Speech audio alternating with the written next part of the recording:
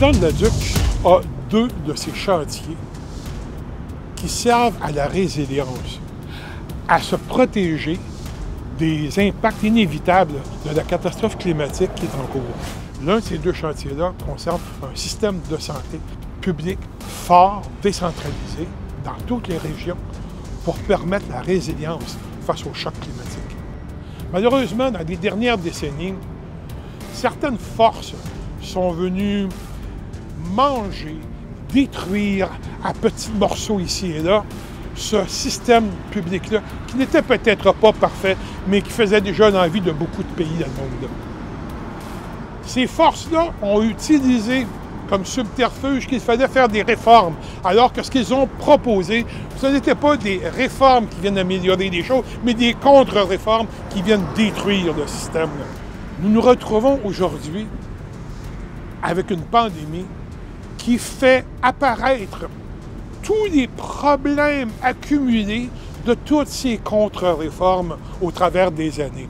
Il faut absolument que nous travaillions à changer ces choses parce que la catastrophe climatique actuelle qui est en train de s'établir va nécessiter, va apporter des impacts extrêmement importants sur la population et celle-ci aura besoin de soins et de services au niveau physique, mental, psychologique. Et ça va aller en augmentant.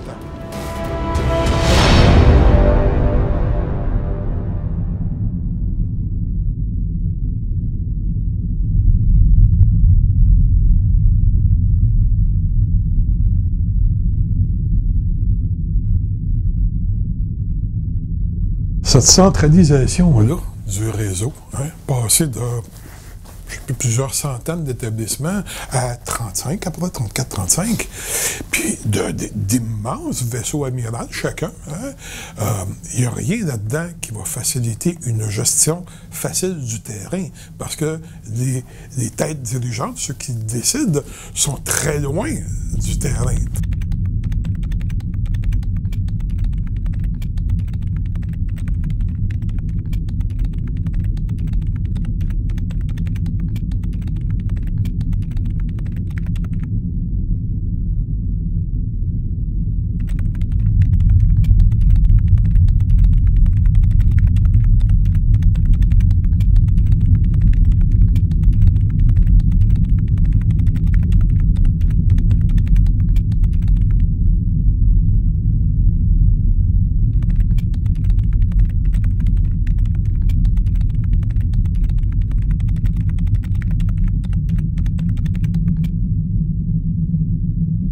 Toi, es-tu d'accord pour dire que ça, là, il faut tout défaire, Absolument. cette centralisation-là? Absolument. En fait, et je suis content de voir qu'à différentes étapes, dès les dernières contre-réformes de Barrett, même les médecins, qui ne sont pas, je dirais, les pogos les plus dégelés de la boîte, comme pour emprunter une expression à Manon, d'accord?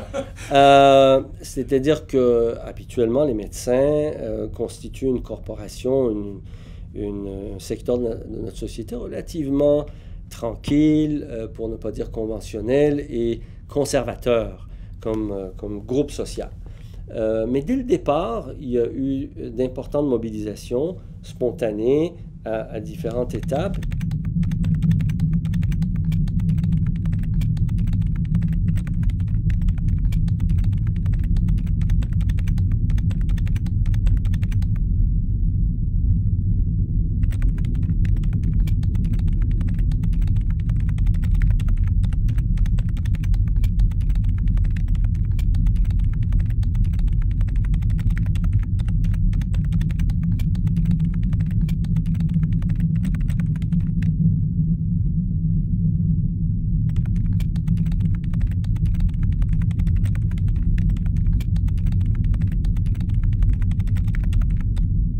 Quand je parle de médecins qui habituellement essayent de se tenir loin de toute controverse de nature administrative, qui sont organisés pour un regroupement dont j'oublie même l'acronyme qui est assez compliqué. Les médecins pour la décentralisation. Exact. Regroupement des médecins pour la décentralisation du système de santé et qui, sans avoir, je veux dire, c'est pas des gens qui ont analysé le système pendant des années, ils ont tellement observé clairement, de manière lisible, ce qui fait défaut, qu'ils se sont rendus compte, En fait, quand j'ai lu leur plateforme, je me suis rendu compte à quel point le diagnostic était juste.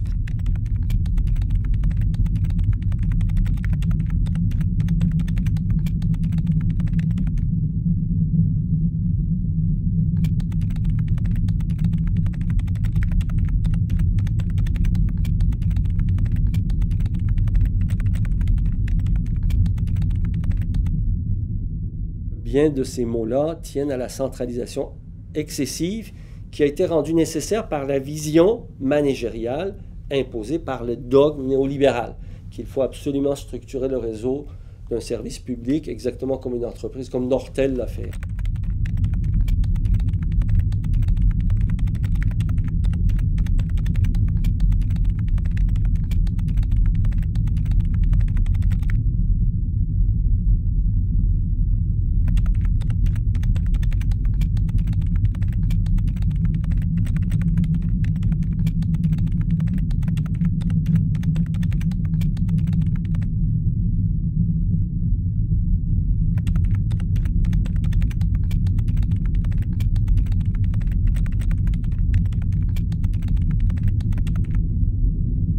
Mais ceci étant dit, moi je suis inquiet quand même de manière assez préoccupante, aiguë je dirais, du fait que je ne vois pas de solution à court terme.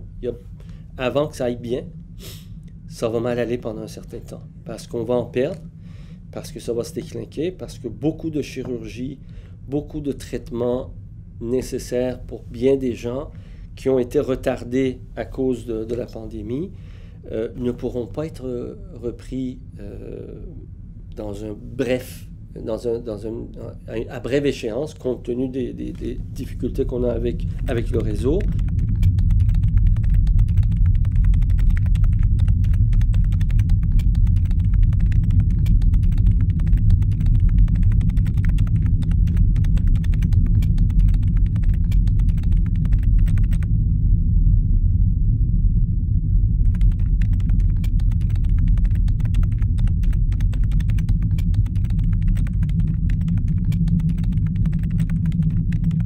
Et en plus, d'un point de vue épidémiologique, on sait maintenant, à l'aune de ce qu'on a vu avec la pandémie de la COVID, il est évident qu'il y a un lien direct entre ça et les perturbations climatiques. Puis quand on dit perturbation climatique, ce n'est pas juste la perturbation climatique, c'est-à-dire les éléments en cause qui entraînent ces perturbations climatiques, c'est les mêmes phénomènes et transformations sociales rapides dictées par le capitalisme. Je suis désolé de devoir prononcer ce mot-là, mais bon, c'est le système, qui entraîne un empiètement sur des écosystèmes, notamment celui des animaux, des vecteurs de ces maladies. On a assez parlé de la situation des chauves-souris, de leur habitat naturel, et maintenant de leur proximité de plus en plus grande, qui est tout à fait, disons, étranger à l'évolution normale des choses depuis des siècles.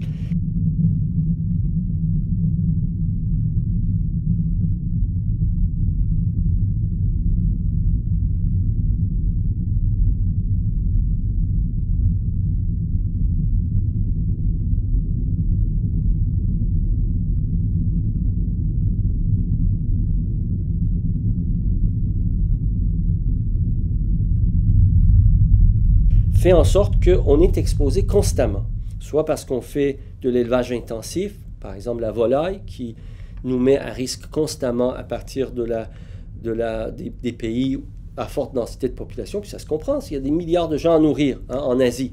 Donc, des élévations à l'échelle industrielle de volailles, H1N1, des porcs, fièvre porcine, en fait, d'autres maladies à déterminant porcine, ou encore maintenant le coronavirus, qui est le plus apte d'entre ceux-là.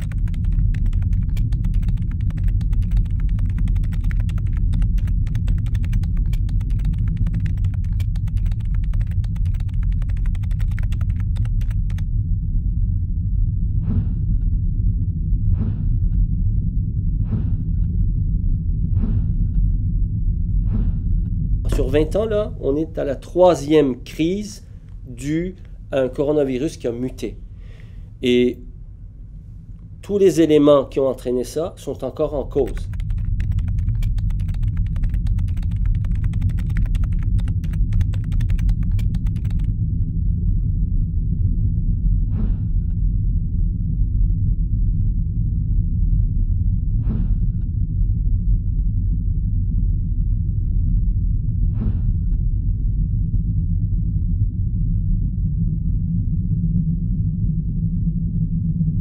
Donc, ça veut dire qu'on pourra bien sortir de cette pandémie-là. Une autre pandémie, dans peu de temps, nous pend au bout du nez. Oui, parce qu'avec les changements climatiques... Il n'y a pas juste le corona. Non, il y en a plusieurs maladies. Là. Des zoonoses vont devenir la norme, ou presque. Ça devient de plus en plus important. Il y en a un qui est très important au Québec. Hein. Si on regarde la maladie de Lyme, le foyer principal de la maladie de Lyme, à ses débuts, il y a 40 ans, c'était dans le bout de New Jersey. En fait, les États qui étaient à cette hauteur-là, New Jersey, Connecticut, Pennsylvanie, tout ça. Au début des années 2000, le foyer principal est devenu Vermont, New Hampshire, les Upstate New York, Maine, d'accord? C'est encore les endroits où il y a les plus hautes incidences, mais dans l'évolution normale et le changement de température graduel, c'est quoi après dans ce mouvement du sud vers le nord? C'est le Québec.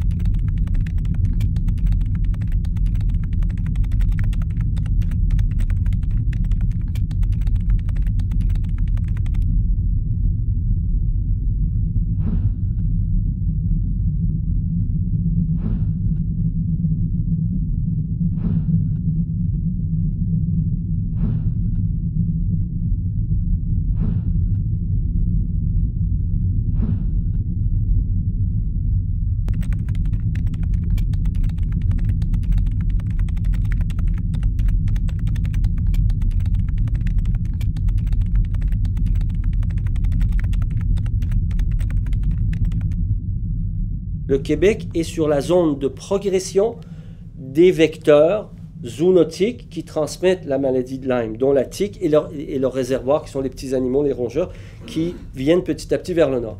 Donc le Québec est un exemple assez, je dirais, assez éclatant de ce qui nous pend au bout du nez un peu partout dans le monde avec les changements climatiques.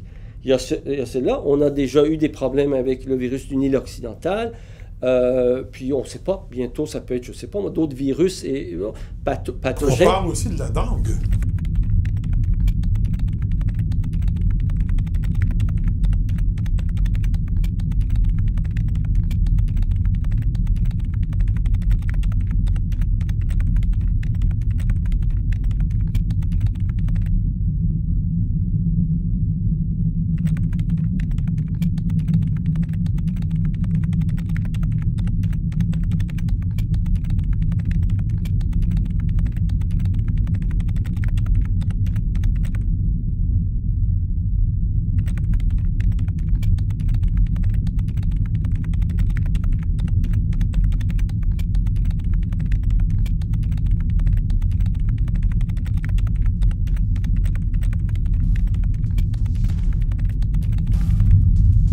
Si le réchauffement s'accélère, c'est sûr que ce qui est déjà prévalent... Ce qui est le cas. Il s'accélère.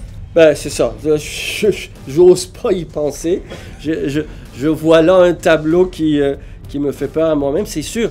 Et la différence entre nous et, mettons, les populations du Sud qui vivent avec nous, c'est que si ces transformations-là arrivent trop rapidement, avant qu'on puisse s'y adapter, il va y avoir beaucoup de temps. Voilà.